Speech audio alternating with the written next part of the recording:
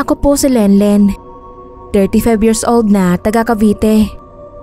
Nung kabataan ko, nakaranas na din naman akong pagparamdaman at pagpakitaan ng mga multo.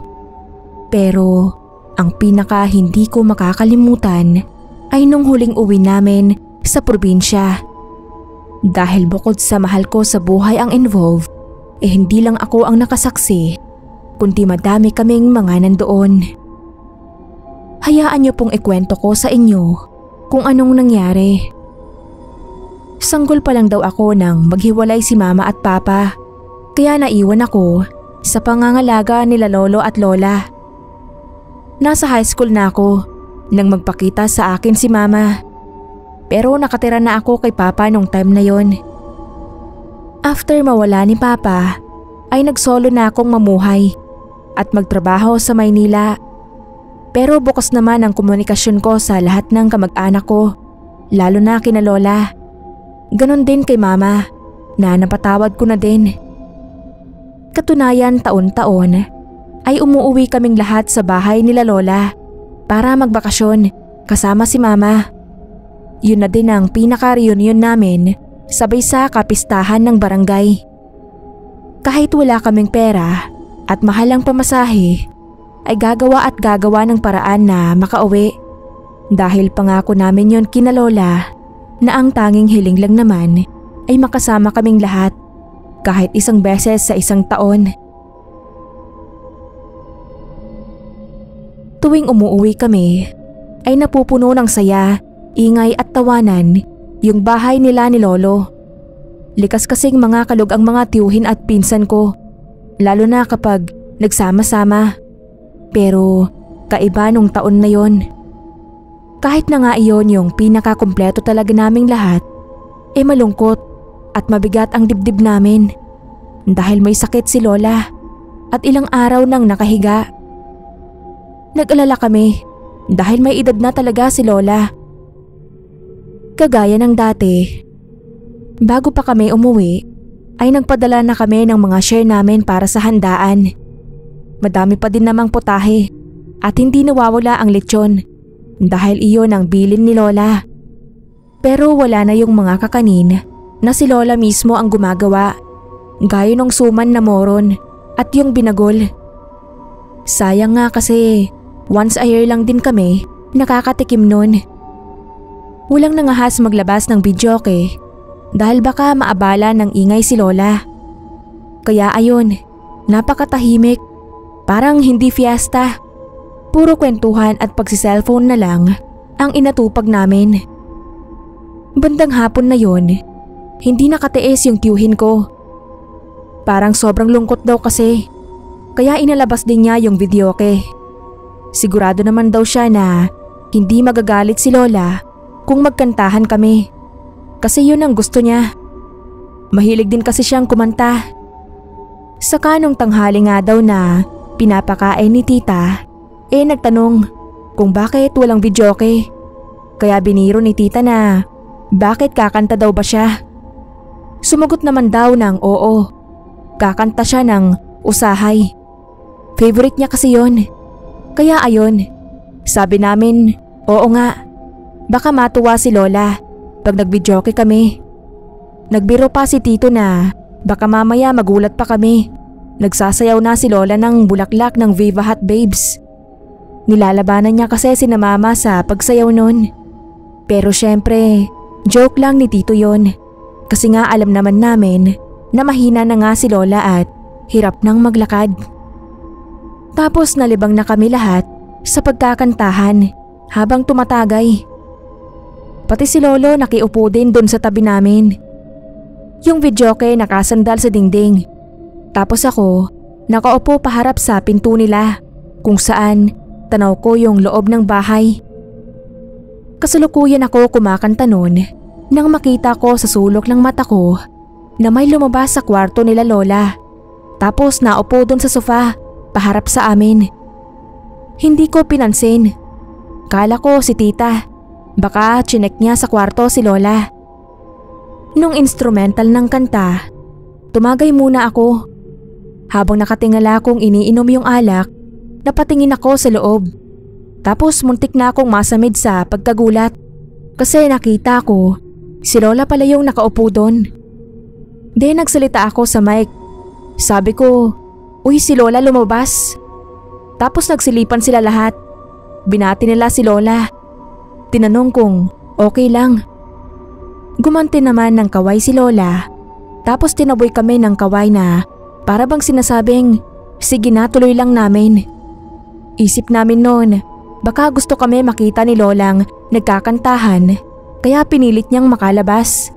Dinedicate ko pa kay Lola yung sunod na kanta ko, yung lagi niyang pinapakanta sa akin. Tapos si Mama nakatabi ko, sabi niya parang nahihirapan si Lola sa pagkakaupo kaya lalagyan daw niya ng unan. Pumasok siya sa bahay. Dinaanan niya pa si Lola.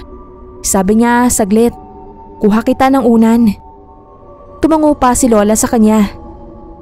Pagpasok ni Mama sa kwarto, nagulat kami nung bigla siyang sumigaw ng malakas.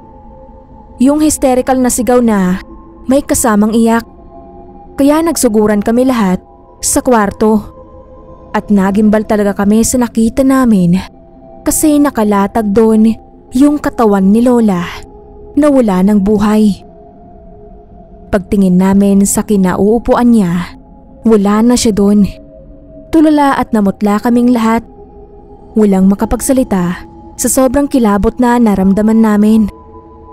Si Lolo yung unang nakabawi. Sinilip lang daw kami ni Lola para ipaalam na masaya siyang aalis dahil hanggang sa huli ay pinagbigyan namin siya.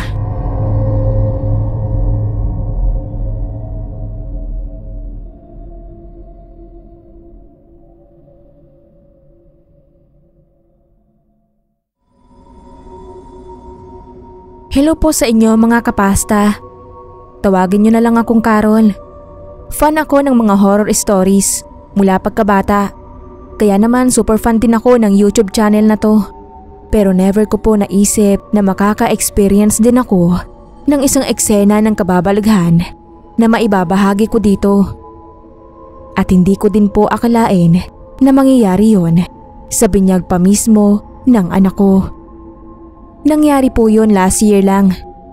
Ayun nga po, nag-decide kami na pabinyagan na yung panganay naming anak na 2 months old noon. Bale, 5 pares ng ninang at ninong yung kinuha namin. Siyempre, ako ang kumuha ng mga ninang na mga friends at relatives ko. Tapos yung asawa ko sa mga ninong. Simple lang naman yung pabinyag namin. Hindi nga special dahil may mga kasabay kami.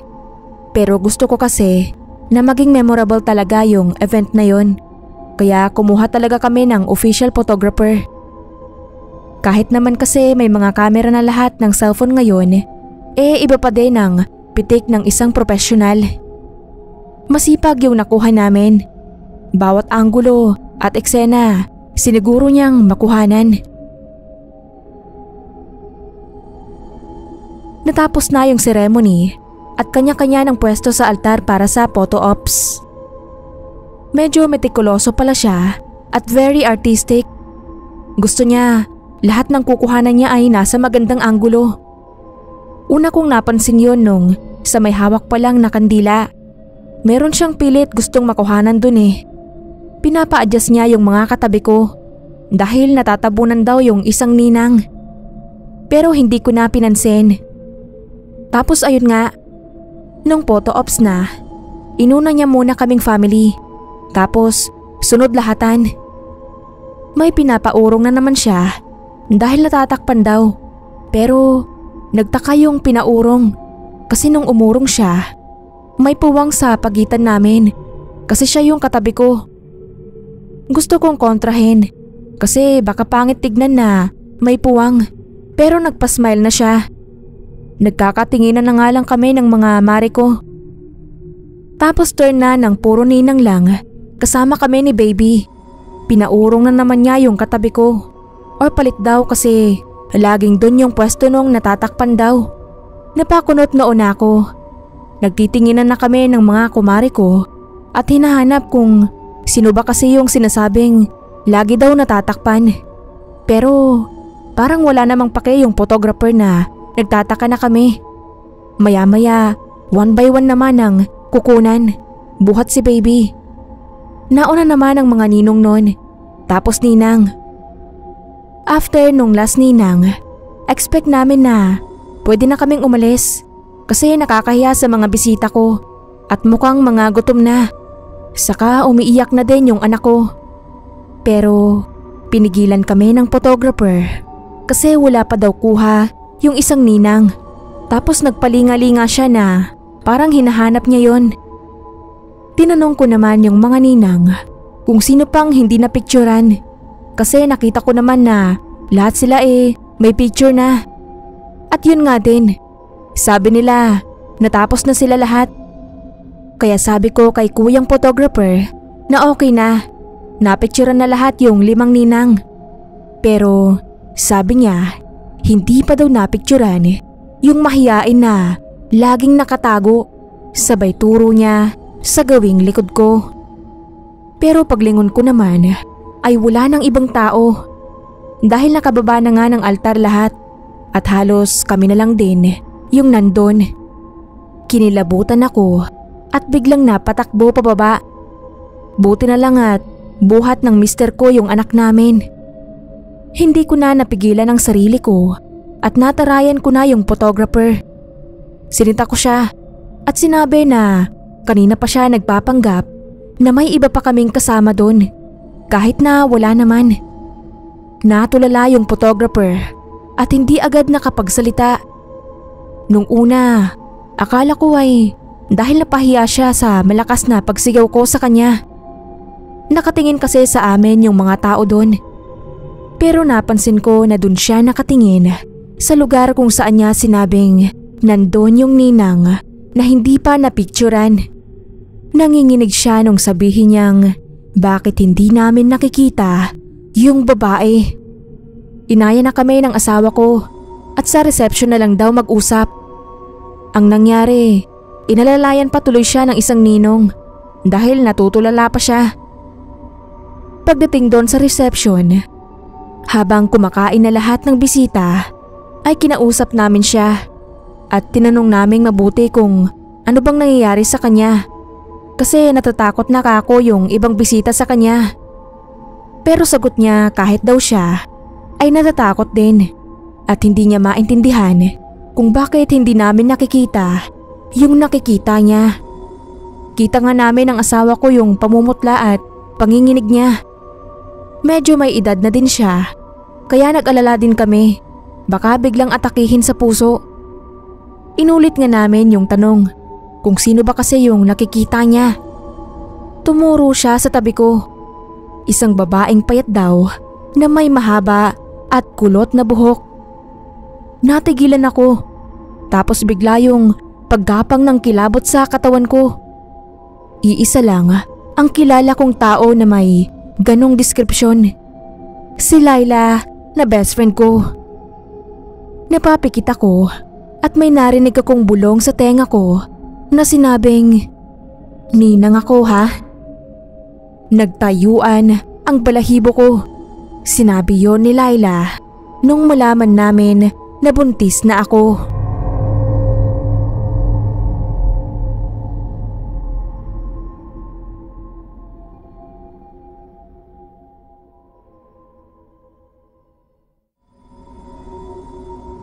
Ito pong ibabahagi ko sa inyo mga kapasta nangyari noon pang taong 2010.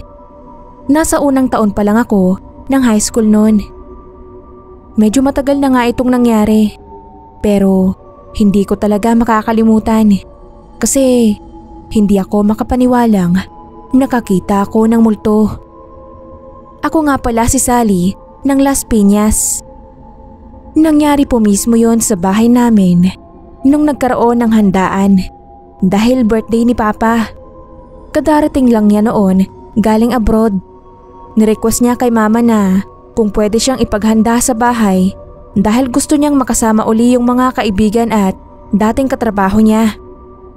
Nung maliit pa ako, madalas nagpupunta doon ang mga kaibigan niya. Yun kasi ang pinakatambayan nila. Kapag birthday ni Papa ay laging may handa at Talagang kumpleto sila kasi parang si Papa yata yung leader nila. Lahat nga sila ay kilala ko sa muka at pangalan. Pero mula nang mag-abroad si Papa at yung ilang kaibigan niya ay hindi na naulit na magkasama-sama sila. Kaya nung nalaman ni Papa na nakabakasyon din yung iba sa Pilipinas, ay nagplano nga siya na imbitahan sila sa birthday niya para magkasama-sama uli sila. May ilan lang kaming kamag-anak at kaibigan na inimbita. Pero nakalaan talaga yung handaan na yon para sa mga kaibigan ni Papa kasi parang reunion na din nila yon. Pagdating ko nung hapong yun, galing ng school, ay naabutan ko na nga sila doon sa may terrace namin. Sadyang pinalawak yun ni Papa para sa mga ganoong okasyon. Tinawag ako ni Papa para ipagmalaki sa kanila na high school na daw ako. Successful yung pag-iimbita ni Papa dahil dumating sila lahat. Natuwa naman ako dahil alam kong masaya si Papa noon at nakumpleto niya uli yung tropa niya. Inisa-isa ko sila ng tingin. Natatandaan ko pa din sila lahat. Parang wala pa din silang ipinagbago. Lalo na sina Tito Peter at Tito Jonas. Ganoong-ganoon pa din ang itsura nila at parang hindi nagsitanda. Nagbigay galang naman ako sa kanila tapos ay biniro ko na very good sila lahat dahil walang absent. Sumagot yung isa na natatandaan kong si Tito Anot. May absent na nga daw na 3 eh. Nagtaka ako at pabiro ko silang binilang isa-isa. Sabi ko wala naman eh. 11 po kayo, di ba? Tapos pagtingin ko sa tabi ni Papa, nandoon pala si Ninong Nick na hindi ko agad nakita. Kaya nagmano ako. Nakita ko na parang nagulat sila at nagkatinginan. Pero hindi ko na pinansin at nagpaalam na akong papasok dahil kinakawayan na ako ng mga pinsan ko. Mga 9 PM na yon nang mag-uwian na yung ibang bisita. Pero sina Papa parang noon pa lang napapasarap. Mga lasing na ata kasi may ingay na. Maya-maya ay tinawag ako ni Mama sa kusina at inutusan na dalhin kina Papa yung bagong luto niyang pulutan. Mga lasing na nga sila kasi mga nasisintunado na sa pagkanta. Yung iba naman makukulit na at may kasama pang kumpas habang nakatayong nagkukwento. Si Papa panay din ng bida. Pero yung 3 ay napansin kong tahimik at pangiti-ngiti lang. Nanibago ako kay Ninong Nick at Peter. Sila yung pinakamakulit dati pero himalang hindi bumabangka. Sila yung lagi kong kaasaran dati kaya naisipan kong biruin uli. Sabi ko, "Himala po Ninong, parang may dumaang anghel sa'yo di ka makabida?" Hindi ko alam kung napalakas ba masyado ang boses ko kaya napatingin sila lahat sa akin. Hindi kumibo si Ninong Nick kaya naisip ko na nagbago na ang ninong ko. Naging suplado na. Tapos sabi uli ni Tito Anot na sino daw ba ang kinakausap ko. Kung sigurado daw ba ako kung kilala ko pa sila lahat. Sagot ko oo naman po. Tapos hinamon niya ako. Gaya daw dati, nung maliit pa ako, 100 pesos kada masabi ko ang tamang pangalan nila. Namilog ang mata ko at napangiti. Sigurado na ako ang panalo ko. Sabi ko, sige ba? At inisa-isa ko na nga silang ituro sabay-sabi kung anong pangalan. Dahil nasa dulo at magkakatabi, huli kong itinuro sina Tito Peter, Tito Jonas at Ninong Nick. Tapos, bigla silang natahimik. Sabi ni Tito Anot, hindi daw kasali yung mga wala na doon. Natawa ako. Paano ka kung wala andoon naman ka ako sila. Nagkatinginan na naman sila noon. Tapos, pinalapit at inakbayan ako ni Papa. Tinanong niya kung bakit kanina ko pa daw sinasabing nandoon yung 3. Nagtaka ako sa sinabi niya. Kaya itinuro ko uli sina Tito Peter. Ayan ka ko sila. Sabi niya, hindi daw magandang biro yon at imposible daw ang sinasabi ko dahil matagal na silang patay. Nagulat ako sa sinabi ni Papa. Biglang tingin ako uli kina Ninong Nick at nangilabot ako dahil mistulang bangkay na ang itsura nila. Bigla akong napasigaw at naiiyak sa takot, sabay yakap kay Papa. Ramdam niya yung panginginig ng katawan ko. Maaring nandun nga daw yung 3 kaibigan nila para makisaya at para tuparin yung motto nilang samahang walang iwanan.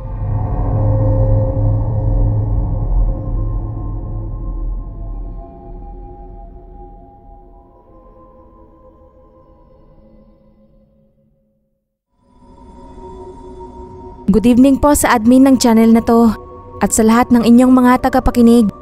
Hindi po totoong pangalan namin ang gagamitin ko. Kaya pakitawag nyo na lang po akong Zoila. Ang ibabahagi ko po sa inyong karanasan ay nangyari nito lang nakalipas na taon. Buwan ng April noon. Isang gabi, bandang alas 6, pauwi na ako noon galing sa trabaho. Sa isang maliit na subdivision kami nakatira. Pagbaba sa jeep, ay nilalakad ko na lang papasok dahil hindi naman kalayuan sa gate ang bahay namin. Nagmamadali na ako dahil magluluto pa ako ng hapunan noon.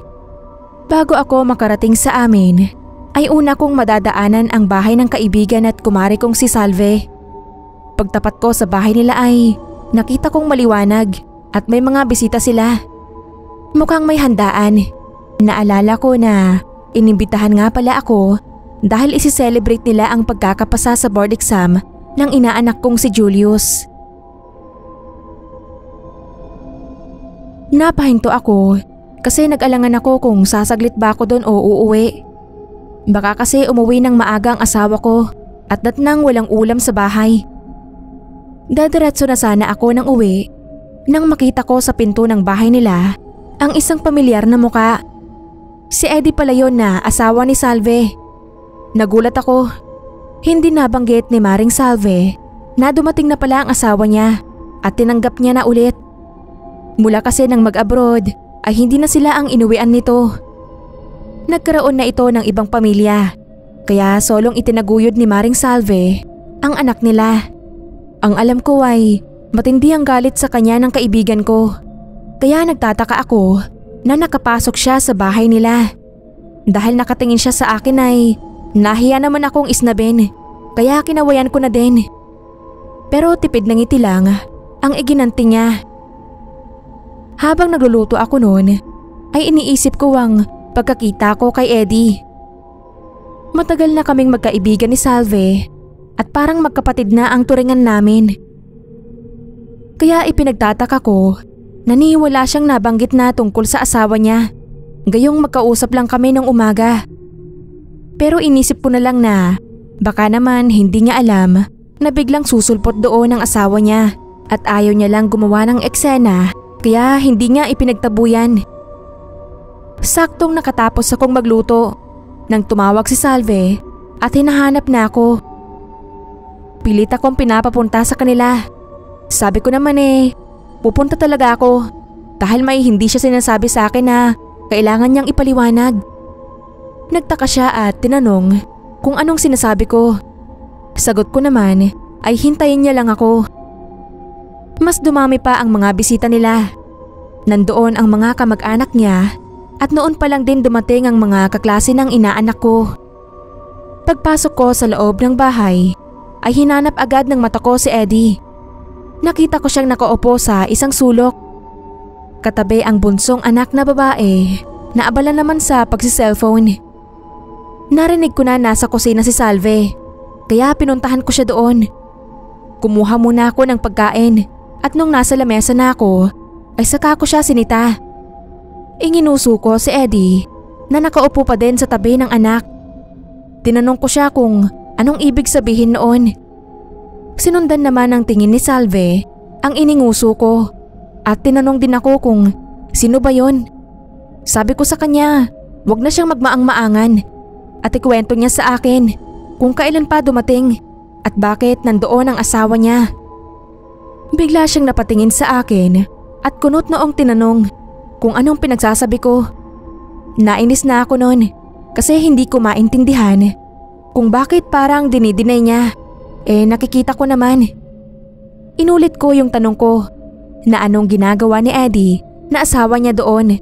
Sabay turo ko kay Eddie na nakaupo nga sa tabi ng anak.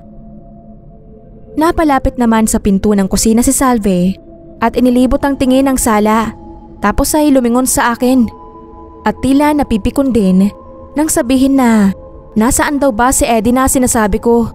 Hindi naman daw yon makatuntong sa pamamahay niya. Napasunod ako sa kanya at maging yung anak niya ay nagtataka. Doon na ako naguluhan. Bakit parang totoong hindi nila ito nakikita?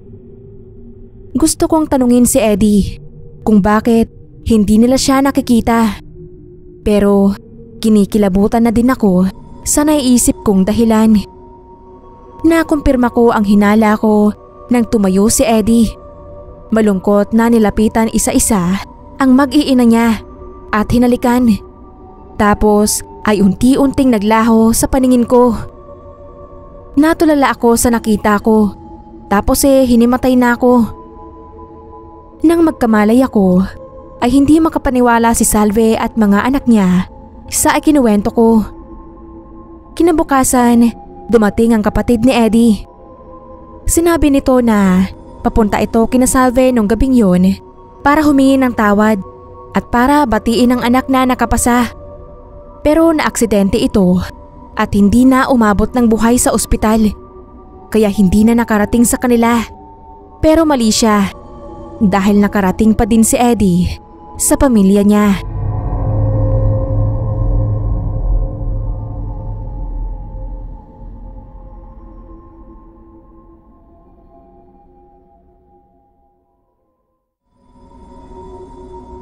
Magandang araw po.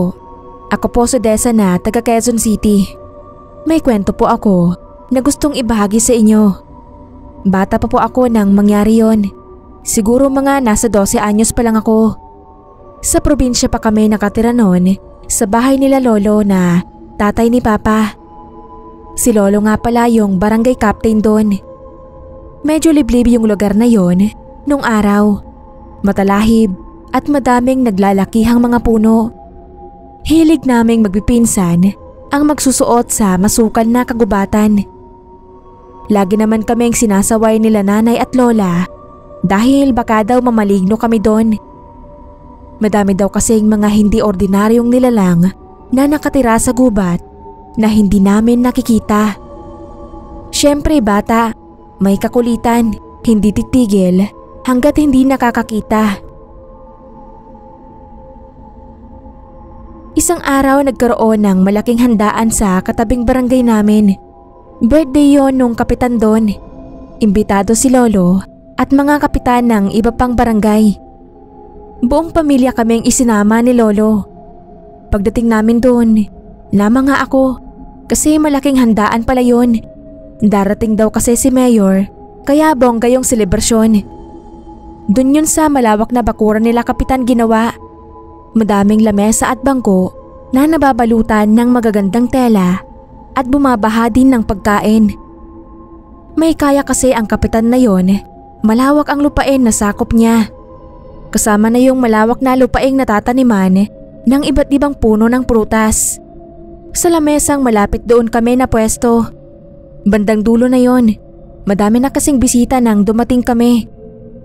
Nagkaroon muna ng konting programa bago nagpakain. Habang kumukuha sila ng pagkain ay nagkukuyakoy ako at patingin-tingin sa paligid.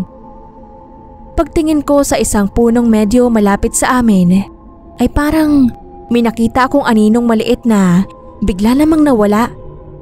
Hindi naman ako matatakutin nung bata ako kaya hindi ko pinansin. Tuloy lang ako sa pagkukuyakoy. Tapos sa pagsipa-sipa ng paa ko sa ilalim ng lamesa ay naramdaman kong may tinamaan ako. May narinig din akong parang umigik. Yun bang daing nang nasaktan? Sa halip na matakot ay yumuko pa ako at itinaas ko yung telang nakabalot sa mesa. Pero dumating na sina Papa at sinaway ako dahil baka daw mahila ko yun.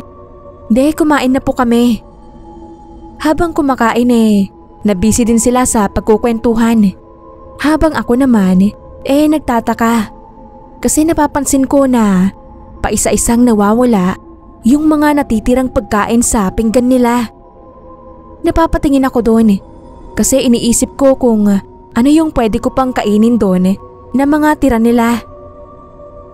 Pero ayun nga, kakakita ko lang doon sa hita ng manok na hindi na ginalaw ni Mama at balak ko ngang kunin. Pero pagtingin ko uli ay biglang nawala na. Ganon din yung hipon na nasa pinggan ni Lola.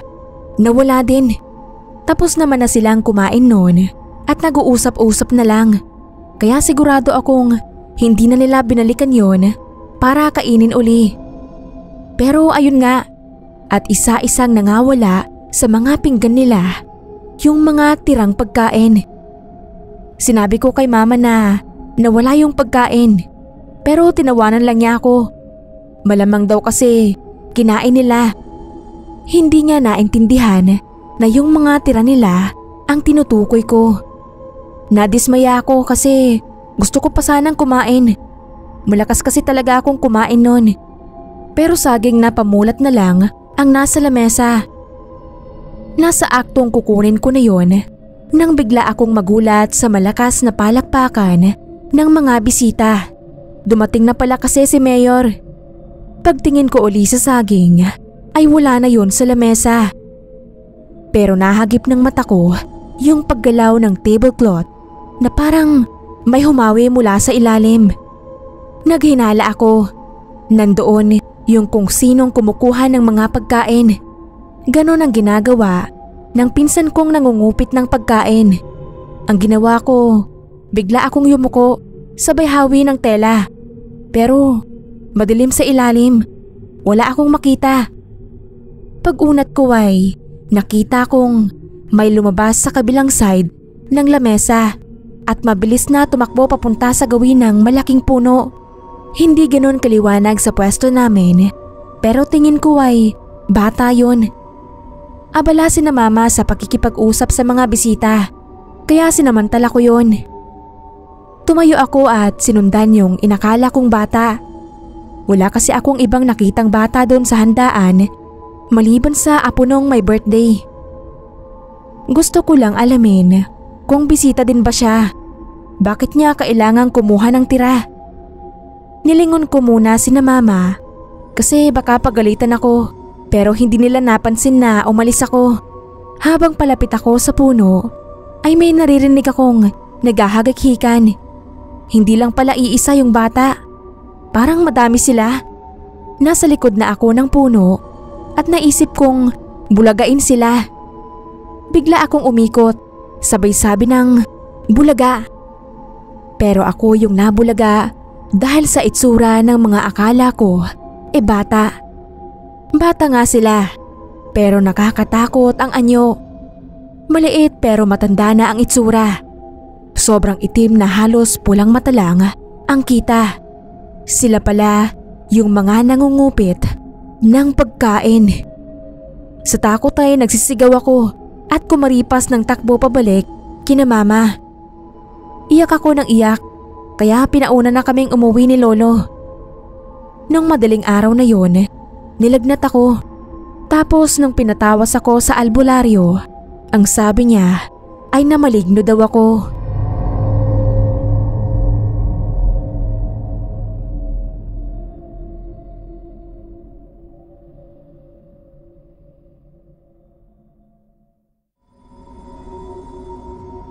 Isang pagbati po. Unang-una sa admin at narrator ng paborito kong horror channel at ganun din po sa mga kapwa ko avid listeners. May isang karanasan po ako nung bata pa ako na hindi ko makakalimutan at gusto kong i-share sa inyo mga kapasta. Nasa Cavite pa po kami nung mga time na yon. Tungkol po ito sa isang misteryosong bahay na nakatayo sa pinakakanto ng kalsada papasok sa lugar namin. Kinagisnan ko na yung bahay na yon doon. Siya kasi talaga yung unang madadaanan mo sa pagpasok at paglabas sa lugar namin. Isang bungalow yon na nakatayo sa loob ng isang malawak na bakuran na madaming puno at halamang namumulaklak. Pero nakapagtatakang magaganda at malalago pa din kahit walang nag-aalaga. Kahit sinong makakita dun manghihinayang kasi yung bahay napakaganda ng structure. Pero dahil walang nakatira at naglilinis ay nagmistulan ng haunted. Sabi ni Mama, matagal na daw yung ganun. Tumanda na lang siya't lahat. Ni minsan wala pa siyang nakitang tumira doon. Walang makapagsabi kung sino ang totoong may-ari. Sabi nung iba, may caretaker daw doon. Pero wala namang nakakakilala at nakakakita. Kahit creepy ang itsura ng bahay, hindi naman ako nakaramdam ng takot doon kahit minsan. Madalas pa nga akong sumampanon sa pader para lang manguha ng aratilis. Namimitas din ako ng bulaklak ng gumamela at yellow bell doon para ialay sa poon namin sa bahay. Isang beses, araw ng Biyernes yun, ginabi ako ng uwi galing sa pagtitinda ng sampagita. Sa umaga ang klase ko, tapos sa hapon pinapalitan ko si Mama sa pagtitinda sa harap ng simbahan. Mga pasado 7:00 yun, pero madilim na talaga kasi buwan ng January yun. Naglalakad na ako papasok sa looban namin nang mapatingin ako sa malaking bahay. Nagulat ako at napahinto kasi nagliliwanag yung buong bahay dahil bukas ang lahat ng ilaw at bukas na bukas din ang mga pinto at bintana. Na-excite ako kasi unang beses na nakita kong bukas at may liwanag ang bahay na yon. At syempre pa may mga tao na kasi hindi naman mabubuksan yon kung wala. Naisipan kong lumapit sa gate na nakarehas at mula dun tanaw ko yung loob ng bahay. Namanga ako kasi kahit sa malayo kitang maganda ang loob at madaming gamit. Pero mas ikinagulat ko na may natatanaw akong madaming pagkain na nakahain sa mesa at may lechon pa yata yun na nasa gitna. May mga handaan sa malaking bahay. Napaisip ako kung anong meron. Unang beses na nagkatao tapos handaan agad. Dinig sa kinatatayuan ko yung pingkian ng mga kutsara at tinidor. Siguro ay nagkakainan ang mga bisita. May mga naririnig din akong mga boses na nag-uusap at nagtatawanan. Pero hindi ko alam kung bakit kahit anong sipat ko, wala naman akong matanaw ni isang tao. Sa laki ng pagkakabukas ng pinto at bintana imposibleng wala akong makita man lang sa loob. Natanaw ko nga ang mga pagkaing nakahain sa mesa, bakit hindi yung mga tao mismo? Nagtagal pa ako ng ilang minuto doon. Palakad-lakad ako sa harap ng gate, tapos ay sisilip-silip sa loob. Walang ibang taong dumadaan ng mga oras na yon. Nagbabalak na sana akong umuwi ng paghawak ko uli sa gate ay gumalaw yon at natulak pa bukas. Napaatras ako bigla. Natakot akong may makakita sa akin at sabihin binuksan ko. Pero wala nga kasing tao doon, kaya sinong makakakita sa akin? Hindi ko alam kung anong pumasok sa isip ko at humakbang ako papasok. Nagpalingalinga muna ako bago patingkayad na lumapit sa bahay. Pumwesto ako sa may bintana at nakiramdam. Mas dinig ko doon ang usapan ng mga tao. Dahan-dahan akong sumilip. Nakikita ko na ang loob ng bahay at napahanga ako sa ganda. Hindi ko akalaing ganun kaganda ang ayos at gamit sa loob. Parang yung mga nakikita ko sa palabas sa mayayamang bahay na makikintab na kahoy ang gamit at mga kulay ginto. Pero wala pa din akong makitang tao. Kaya tumingkayad na ako at halos mapasok na yung kalahati ng katawan ko. Nilibot ko ng tingin yung buong bahay. Pero wala talaga. Nung aalis na ako sa bintana, ay hindi ko napigilang makagawa ng ingay dahil sumabit ang braso ko sa bintana. Kamuntik na akong mapasigaw sa sakit. Pero napansin ko na biglang tumahimik ang paligid. Nawala yung boses ng mga nag-uusap at nagtatawanan. Doon parang natakot na ako kasi nagtayuan nga lahat ng balahibo ko. Bumitaw ako sa bintana at kumaripas ng takbo palabas. Hinihingal pa ako nang makauwi sa bahay. Kinuwento ko agad yun kay mama at kay papa na halos kasunuran ko lang. Imposible daw ang sinasabi ko, sabi ni papa, dahil magkasunod lang kami at madilim daw ang buong bahay. Huminto pa daw siya doon dahil nagkasalubong sila ng kumpare niya. Yung normal na sarado at madilim na bahay daw yung nadaanan niya at malayong malayo sa kinukwento ko. Sabi naman ni mama na baka nga totoong may nakatira doon pero mga nilalang na hindi nakikita ng ordinaryong mata.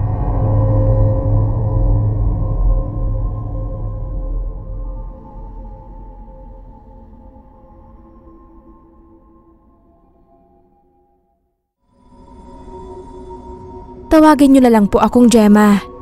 Mahigit 30 na ang edad ko at taga Bulacan. Gusto ko lang ibahagi sa inyo yung isang kakatuwang pangyayaring nasaksihan ko na nangyari sa probinsya ng Laguna. Golden wedding anniversary ng mag-asawang Mirna at Pruding at ikakasal uli sila. Kapatid na panganay ng mama ko, si Tita Mirna. Kaya inimbitahan kaming mga kamag-anak sa Bulacan. Bagong dating din galing abroad yung anak nila na siyang sasagot sa handaan na yon. Linggo gaganapin ang kasal pero Biyernes pa lang ng gabi bumiyahe na kaming mga taga Bulacan papunta sa kanila. Gusto kasi ni tita na sina mama at papa ang magluto ng mga handa nila. Sa probinsya kasi ay hindi naman gaanong uso ang magpa-caretaker gaya sa lugar namin. Madami din doong mga nanunulungan o yung voluntaryong tumutulong sa pagluluto tuwing may handaan. Nung gabi pa lang na yon ay naabutan na namin sa likod ng bahay yung dalawang inahing baboy na kakatayin. Yung isa ay panglitson at yung isa ay para sa mga potahe. Noon lang nagkita uli kaya umaatikabong inuman agad kaming magpipinsan. Lampas hating gabi nang matapos kami.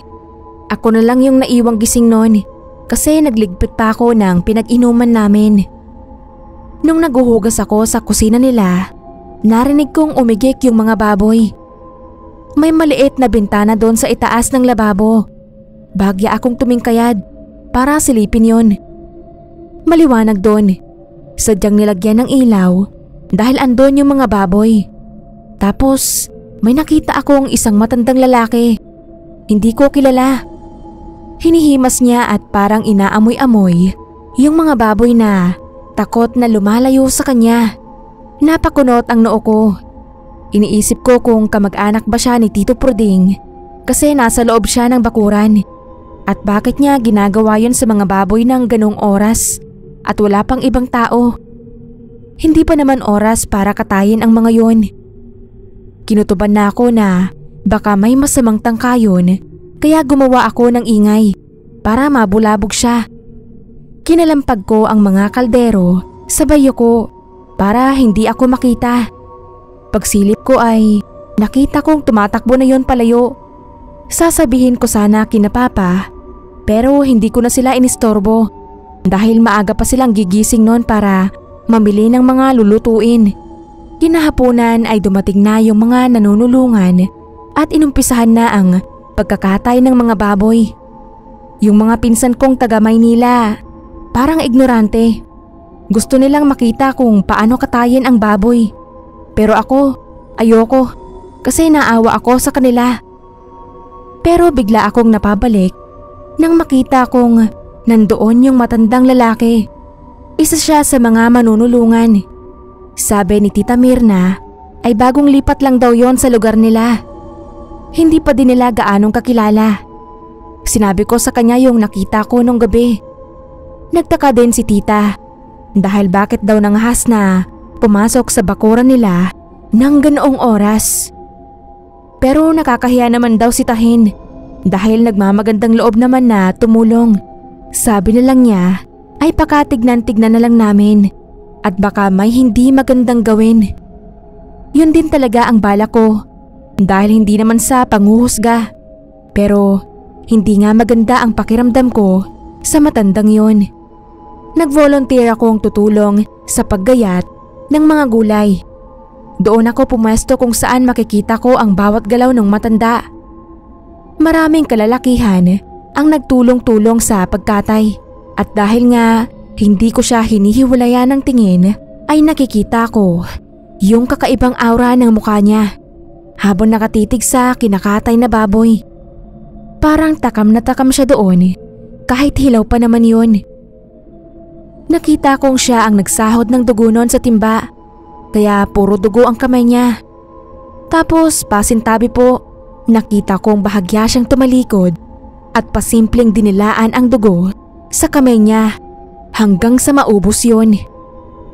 Para akong maduduwal. Ang weird nung matanda. Tama nga ako na may kakaiba sa kanya. Lalo akong nagka-interes na bantayan yung matanda. Halos hindi ko na inaalis ang mga mata ko sa kanya. Tapos abala na ang lahat. Nagkanya-kanya ng kuha ng mga parte ng karneng hihiwain. May hawak ding malaking parte ng karne. Yung matanda, humila siya ng isang lamesa at bumukod ng pwesto. Madilim na nun at hindi ko na siya masyadong matanaw dahil naharangan na ng mga tagahiwa.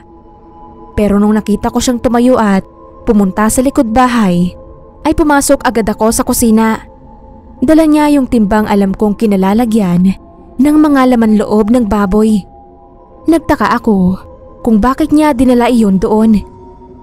Nanlaki yung mata ko nang makita kong kinakain niya yung laman ng timba ng mga hilaw na karne.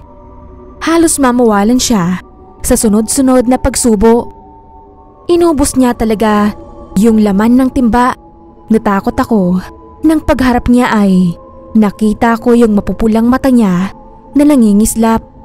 Tapos noon ay parang walang nangyari na pinunasan niya yung bibig niya at bumalik na sa pwesto niya. Walang ibang nakapansin sa ginawa niya. Hindi ko na kinaya at napaduwal talaga ako. Kilabot na kilabot ako sa natuklasan ko doon sa matandang nanulungan. Hindi ko alam kung anong klaseng nilalang siya. Kung aswang ba o ano. Basta sigurado ko, hindi siya normal na tao.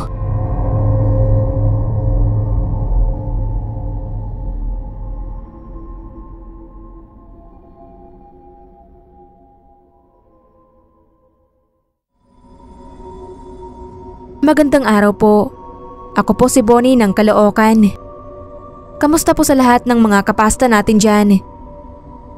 May maisishare din po akong kwento dito tungkol dun sa naging karanasan namin ng tropa ko. Hindi naman siya yung typical na kwento ng mga horror stories. Kaya hindi siya ganon na nakakatakot talaga. Pero para sa amin ng mga tropa ko, nakakatakot talaga yun. Kasi paano kung di kami nagamot? Kung naniniwala po kayo sa kulam, ganun po yung nangyari sa amin. February 20 nang mangyari yun sa isang lugar sa Cavite. Birthday nung isang tropa namin. Mula Caloocan ay dumayo pa kami sa kanila nung girlfriend ko, kasama yung pinsan niya. Kagaya ko ding lesbian yung may birthday at kaibigan ko na yon since high school. Kaya hindi ko matatanggihan yung imbitasyon niya. Pagdating namin doon nung hapon, halos kumpleto na tropa.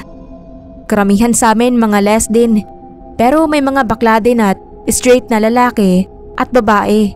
Kaya kumpleto talaga kami sa gender. At dahil may bakla sa grupo, expect nyo na masaya yan. Alam nyo naman ang mga gaya nila mga jolly person. Kaya maiingay talaga sila, lalo na kapag magkakasama. Siguradong riot sa tawanan. Kaya wala kaming pinagkaiba sa ibang magkakatropa na happy lang. Yun nga lang, aminado naman ako na baka nga napasobra kami sa pagiging happy namin at di man namin sinasadya nakaperwisyo na pala kami. Ayun nga, Mga 2:00 ng hapon nung dumating kami sa bahay ni Axel. Madaming handa kasi dibo niya sana. Kaso syempre lesbian nga siya, kaya imbis na dibo party inuman ang nangyari. Kaya dinaan na lang sa dami ng handa at bumabahang alak yung celebration niya. Syempre hindi mawawala yung videoke. Doon naman sa lugar nila, hindi naman ganun kadikit-dikit ang mga bahay. Saka nasa loob naman kami kasi paulan-ulan din nun. Kaya akala namin okay lang yung ganung ingay namin. Isa pa, wala pa naman sa oras ng curfew dahil pasado 8:00 pa lang ng gabi. Kaya nagulat kami nang may biglang kumalabog sa gate nila Axel. Ako yung nasa pinto, kaya ako na ang lumapit para tignan kung sino yung kumakatok ng ganun kalakas. Isang matandang babae na tansya ko senior citizen na yung nabungaran ko sa gate. Nakaitim siyang bestida at mahaba ang buhok. Nakapayong siya, malakas yung ulan kaya binuksan ko na yung gate at pinapasok siya. Pero pagkagulat ko bigla niya agad tinulak yon at tuloy-tuloy na pumasok sa loob. Tapos galit na nagrant siya at dinuro-duro kami dahil maingay daw kami at nakakapirwisyo. Natahimik kami lahat at nagkatinginan. Nilapitan siya ng tatay ni Axel at pinaliwanagan na may okasyon lang at maaga pa naman. Pero nagwawala pa din yung matanda. Humingi na lang ng pasensya yung tatay ni Axel at sinabing papatayin na lang yung videoke. At sakalang umalis yung matanda na tinapunan pa kami ng nanlilisik na mata bago umalis. Dahil lasing na at maloko talaga, ginaya ng mga tropa naming bakla yung ginawa ng matanda. Kaya nagtawanan kami. Pinatay na nga yung videoke para iwas gulo na lang daw. Kaya puro kwentuhan at tawanan na lang. Hindi maiwasan yung sobrang tawanan kasi ang hirap pigilan pag nagpapatawa yung mga bakla. Tapos nagulat kami. Biglang bumalik yung matanda. Pero nagtaka kami kasi ang bait na niya. Mahinahon at humingi din ng pasensya sa ginawa niya. Sabay abot ng isang bote ng alak. Peace offering daw niya. Tapos umalis na siya. Timing naman yung pagkadala niya dahil paubos na yung iniinom namin. Kaya binuksan na agad yon at nag-shot na. Maya-maya napansin ko parang kumakatay yung lalamunan ko. Tapos namaos ako.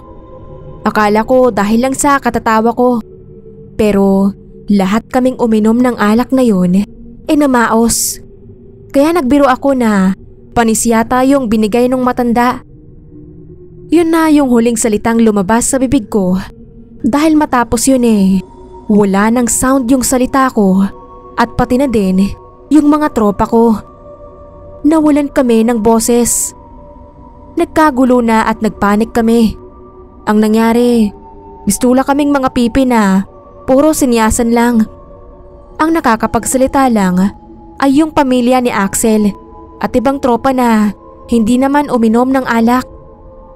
Naghinala yung tatay ni Axel na may ginawa sa amin yung matanda. Kaya pinuntahan niya yon sa katabing bahay. Pero sabi ng kasera nito ay dali-dali itong naghakot ng gamit at umalis. Nagpupuyos sa galit ang tatay ni Axel. Sigurado daw siyang sinalbahe kami nung matanda. Takot na takot kami kasi kahit anong salita namin ay wala talagang madidinig ni isang letter. Tapos may nararamdaman din kaming parang bukol na nakabara sa lalamunan namin. Hindi muna kami pinauwi lahat at kinabukasan may kinontak yung tatay niya. May kaibigan pala itong albularyo sa Maragondon kaya dinala niya kami doon. Matapos ang ilang serye ng gamutan, awa ng Diyos ay unti-unti din namang bumalik ang mga boses namin. Grabe yung matandang yon. Dahil lang sa naingayan siya, handa siyang manakit ng kapwa.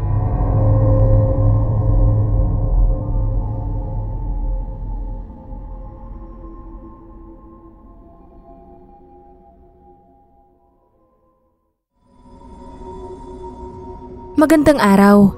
Ako po si Melba na taga Isabela. Palagi po akong nakikinig dito sa channel nyo at sana ay mapagbigyan nyo din akong makapagbahagi ng karanasan ko. Buwan ng September 2018 nang maranasan namin ng pamilya ko yung isang hindi inaasahang pangyayari na dahil nga po doon ay nagkaroon kami ng napakalaking problema at pananagutan sa ibang tao. Gawa po iyon ng isang taong may maitim na budhi at walang gusto kundi makapanakit ng tao. Biniyag at unang birthday yon ng apo kong lalaki sa anak kong si Vien. Nagmistulang fiesta sa bahay namin dahil inimbitahan namin halos lahat ng mga kapitbahay na malapit sa amin. Masaya ang atmosphere at nag-e-enjoy ang mga bisita namin sa masasarap na putahe. Habang wala pa at nasa simbahan pa ang binibinyagan, pinauna na namin pakainin ang mga inimbita kong kapitbahay. Hindi naman kami nag-alala na kapusin dahil sapat naman para sa inaasahan naming bisita. Matapos makapananghalian ang mga bisita sa binyagan, ay nag-ayos naman kami para sa pagsi-celebrate ng first birthday ng apo ko. Abala na kami noon nang may bigla na lang pumasok sa gate. Isang matandang babae na may kasamang isang batang lalaki. Maayos naman ang itsura nila. Pormal ang mukha ng matanda habang nililibot ng tingin ang mga taong naroon. Habang yung bata naman ay titig na titig sa mga pagkaing nakahain. Nilapitan sila ng anak ko at dahil hindi naman sila kilala ay tinanong ng anak ko kung sino ang hinahanap at anong sadya nila. Tinitigan siya ng matanda at nagulat siya nang sabihan siya nitong masama ang ugali niya. Nag-imbita daw ng mga kapitbahay pero sila ay hindi inimbita. Ganoon daw ba ang mga tao doon na namimili lang kung sino ang iimbitahan? Nabigla ang anak ko at hindi agad nakasagot. Dahil malakas ang pagkasabi no ng matanda, ay lumikha yun ng komosyon at pinagtinginan sila ng mga bisita. Kaya agap akong lumapit. Tinanong ko yung matanda kung sino ba sila at ano ang problema. Galit na inulit ng matanda yung sinabi niya sa anak ko. Nagpantig ang tenga ko. Hindi ko alam kung may something ba yung matanda at ang lakas ng loob na basta na lang manita. Hindi naman namin siya kilala at hindi namin alam kung saang lupalop siya galing. Bakit naging masama kami na hindi namin siya naimbitahan? Pero pinili ko na lang maging mahinahon. Humingi ako ng pasensya na hindi sila naimbita at inaya na lang sila sa mesa para makakain. Medyo nagulat ako na kahit galit pa yung mukha niya at hindi pa ako halos tapos magsalita ay nauna na siyang lumapit doon. Paglapit sa mesa ay halos dukutin nila ang mga pagkain doon. Kulang na lang ay ilagay lahat sa pinggan nila. Umulit pa sila ng pangalawa at halos maubos na ang nakahain. Pero hinayaan ko na lang at baka ako gutom lang talaga. Pero matapos nilang kumain ay nakita kong ibabalot na sana nila sa plastic na dala nila yung mga natitira pang pagkain sa mesa. Doon na ako lumapit at sinabihan ko siya na pasensya na pero hindi na nila pwedeng kunin ang mga yon dahil may mga bisita pang darating. Biglang tumalim ang tingin sa akin ng matanda at sinabihan akong madamot. Hindi na ako nakapagpigil at sinagot ko siya na kung madamot ako ay hindi ko na sana sila pinakain doon.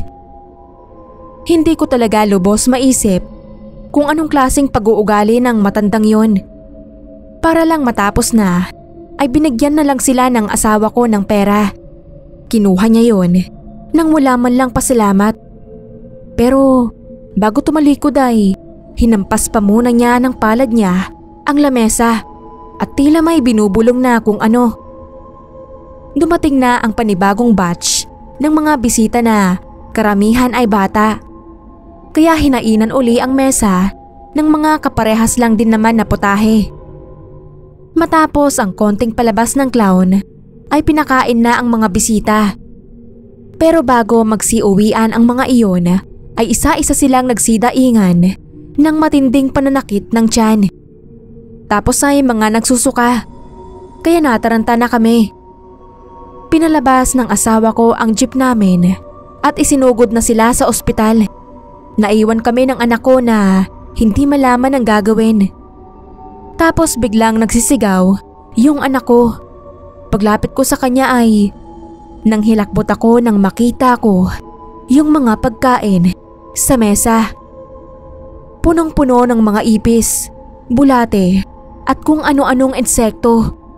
Hindi namin alam kung saan galing. Bakit biglang nagkaroon nun? Isang kapitbahay ko ang lumapit at sinabi niyang malakas ang kutob niya na yung matandang nakikain ang may gawa nun.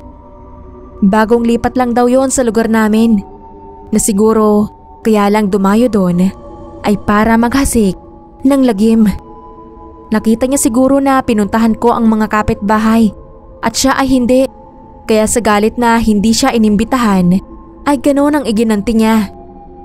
Ang nakakagalit pa doon ay nandamay pa siya. Kami ang nagdusa sa pagpapagamot sa mga taong sinalbahe niya. Hindi na kasi namin siya nakita doon kaya ipinagpasa Diyos na lang namin ang lahat.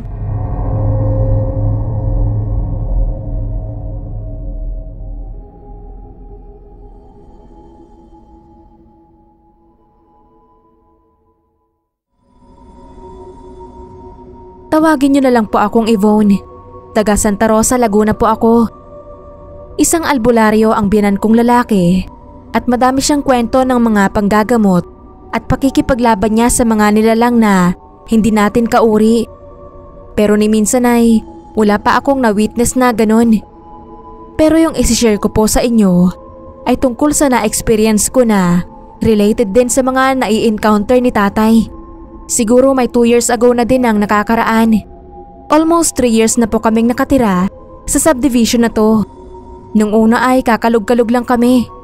Hanggang sa unti-unti ay nakapundar na din kami ng mga gamit at ang huli nga ay sasakyan. Sa loob ng 3 years na yun, kahit hindi kami parehong palalabas ng asawa ko at mga anak, madami din naman kaming mga kapitbahay na naging kaibigan. Mababait at palabati naman kasi ang mga neighbors ko, maliban sa isang bagong lipat, malapit pa sa tabi namin. Isang bakanting lote lang ang pagitan namin. Isang mag-asawa na halos kaedaran lang din namin ng mister ko ang nakatira doon. Dumaan ako sa tapat nila noong naglilipat sila. Kasama ko yung aso kong aspin na si Luffy. Bumili kami noon ng pandesal. Nagulat ako dahil bigla silang inangilan ni Luffy. Napakabait na aso nun. Sinaway ko naman agad at humingi ako ng pasensya sa kanila. Sabay ngiti at sabi ko na may bago pala kaming neighbor. Pero walang sumagot sa kanila. Sa halip ay sinamaan pa ako ng tingin. Mula noon ay hindi na ako nagtangkang bumati sa kanila. Pero nakakapagtaka na sa tuwing mapapadaan ako sa tapat nila ay laging kakaiba yung tingin nila sa akin. Laging nakasunod ang tingin nila pero nakairap.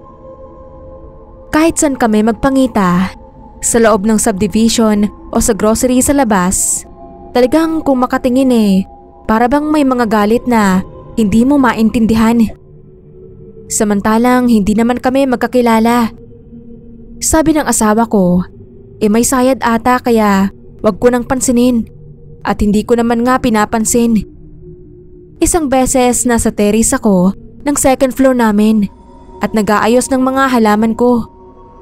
May dumating na kapitbahay at may dalang ulam para sa amin. Sabay puri sa mga halaman ko. Nung mga oras na yon ay nakita kong nasa terrace din yung babaeng kaedad ko at nakatingin sa amin. Madilim na madilim ang muka.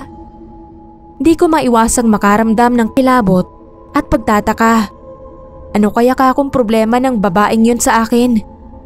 Napansin pala yon ng kapitbahay ko at bumulong siya sa akin. Napapansin daw niya na hindi ako bet nung bagong neighbor namin kasi ang bait daw nun sa kanila at sa iba pang kapitbahay. panay bigay ng kung ano-ano. Pero bakit daw sa akin ay masungit? Okay lang ka ako yun. Walang problema sa akin kasi di ko din naman siya bet. At noon ko nga napansin na oo nga naman, parang kasundo niya lahat ng kapitbahay namin. Pero ang ipinagtataka ko lang, mula nang puntahan ako at bigyan ng ulam nung kapitbahay kong yun, ay hindi na niya ako uli binati. Pati na din yung ibang mga kabatian ko parang iniwasan na ako. Napailing na lang ako. Isang gabing pauwi ako, naglakad lang ako noon mula sa gate kasi hindi ako nasundo ng asawa ko dahil dumating ang biyanan kong lalaki. Malayo pa lang ako ay tanaw ko na ang bahay nung kapitbahay ko. Maliwanag at madaming tao. Sa isip ko ay may handaan siguro at tama nga ako. Diretso lang ang tingin ko nang matapat ako doon at kahit sa sulok ng mata ko ay may napansin akong kumakaway ay hindi ako lumingon. Narinig ko ding may tumawag sa pangalan ko pero kunwari wala akong nadinig. Halos kakapasok ko lang noon sa bahay nang may biglang nag-doorbell sa gate. Pagbukas ko ay yung babae pala. Nakangiti at may hawak na isang pinggang may takip. Iniabot sa akin. May handaan daw sa kanila dahil birthday ng asawa niya. Sa isip-isip ko, ano kaya ang nakain ng babaeng yun at mukhang bumait sa akin. Hindi naman ako talaga impakta kaya pinapasok ko.